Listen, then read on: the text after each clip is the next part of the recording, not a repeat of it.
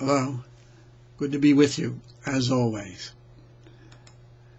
This particular Sunday is a really fascinating one.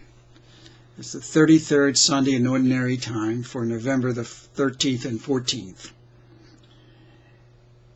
Next Sunday is the Feast of Christ the King.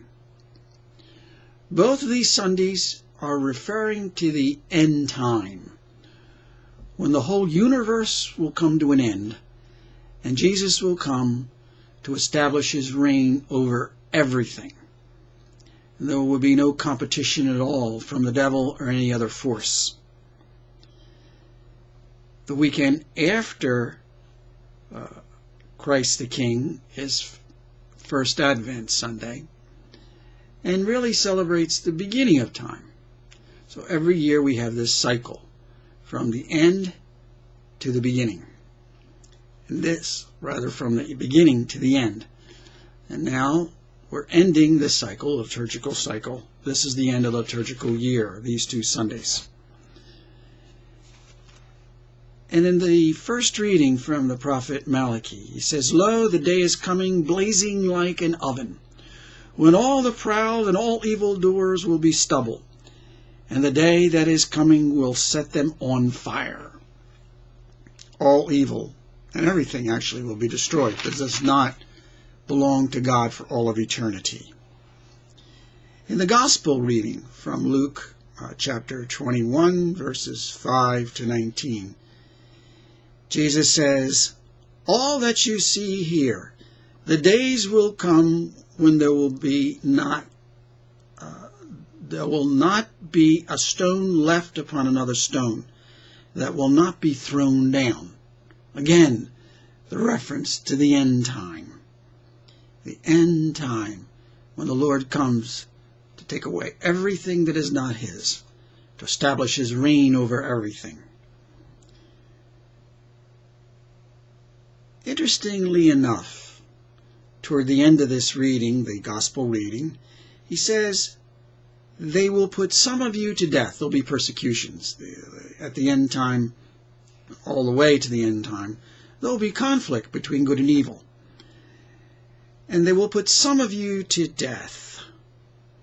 And then he says, "But not a hair on your head will be destroyed."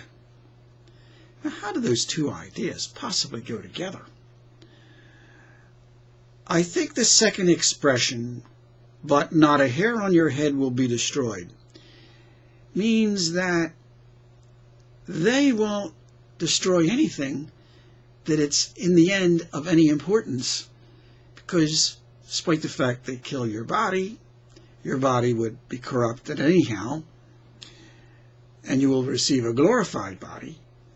What really matters is that you will preserve your life forever. I think that's really an expression that nothing that really matters, not a hair on your head will be destroyed. Nothing that truly matters will be destroyed. By your perseverance, you will secure your life. I think here the perseverance he's talking about by your faith, your steadfast faith, your perseverance. You'll secure your life, the life that is forever. In the second reading, he says, "One must imitate us in living an orderly life." And then fascinatingly enough, he talks about those who live a disorderly life, who are minding the business of others. I really don't quite know what's going on here, but I think what's going on is that people are bullying. One group is bullying another, or various factions are bullying others, and using sort of an extortion system so that the others are paying them off, asking them, "Please do not bother us, create upset in our families." And what they're doing is they're giving them food. They're feeding them.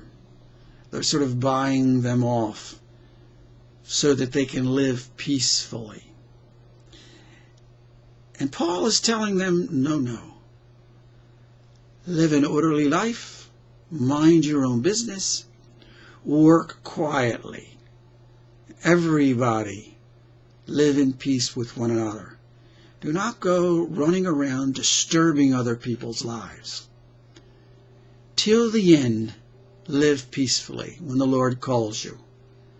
Recognize that you're going to be judged.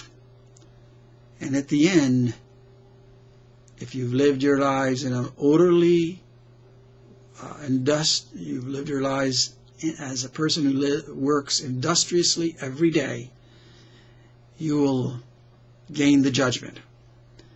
But if, on the other hand, you are destructive, disorderly, living your lives in such a way that it's upsetting other people's lives,